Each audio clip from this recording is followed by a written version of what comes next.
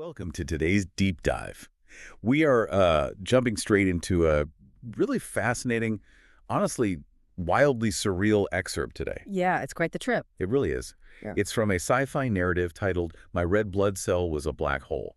And our mission for you today is to unpack this one massive paradigm-shifting question that the text throws at us. Right, the manifestation question. Exactly. Like, how is it physically, scientifically possible for a person's imagination to literally manifest a living, breathing human being? Right.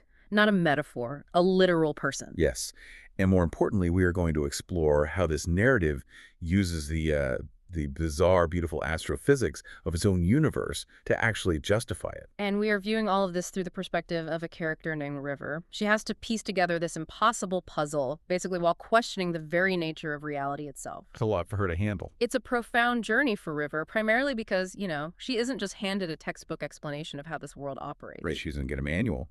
Exactly. She has to deduce the mechanics of creation by witnessing it firsthand. So to understand the science of how this character named Belle comes to exist, we first have to follow River as she experiences the deeply emotional, raw act of his creation. Okay, let's unpack this setup, because we Yeah. really need to set the scene for you to grasp how disorienting this is for River. Go for it. So River is drifting into this, like, half-sleep state. And just moments before, she was listening to her friends, Henry and Max, hotly debating whether they can actually trust this mysterious guy named Belle. Right, in the real world. Yeah. River closes her eyes, she tunes into the cadence of Belle's voice, and suddenly she's hit with this overwhelming visceral sensation of falling. Oh, wow. She braces for an impact that never comes, and she stops just short of a door. The entire world basically shifts around her.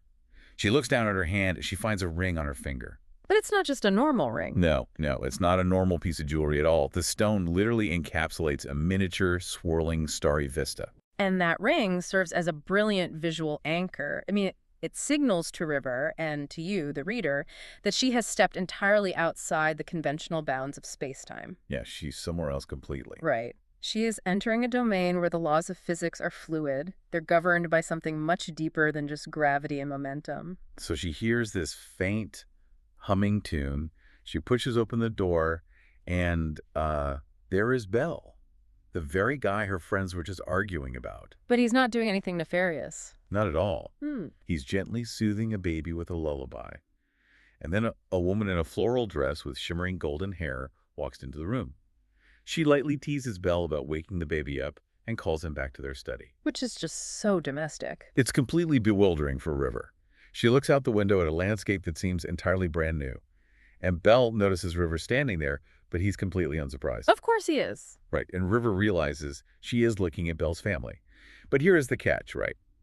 Belle is supposed to be a figure from centuries in the past. Yeah, the anachronism of that moment is what really forces River to question everything she knows. Yeah, for now. Belle tells her she's the sharpest of her group, and he invites her to take a stroll to what he calls his birthplace. Oh, this part is amazing. It really is. They step out of this quiet domestic scene and suddenly emerge onto these bustling, incredibly noisy streets in an era that is totally unfamiliar to River. The sensory overload is intense. It's a huge shift. Yeah, they navigate through the crowd, slip into this dusty old bookstore, and head to the second floor.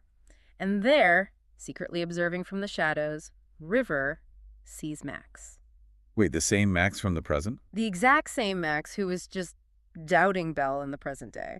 And the narrative brilliantly shifts gears here from, mere observation into outright telepathy. Right, mind-reading aspect. Yeah. Belle instructs River to focus her mind, and when she does, the ambient noise of the bookstore just fades away, and they can literally hear Max's internal monologue.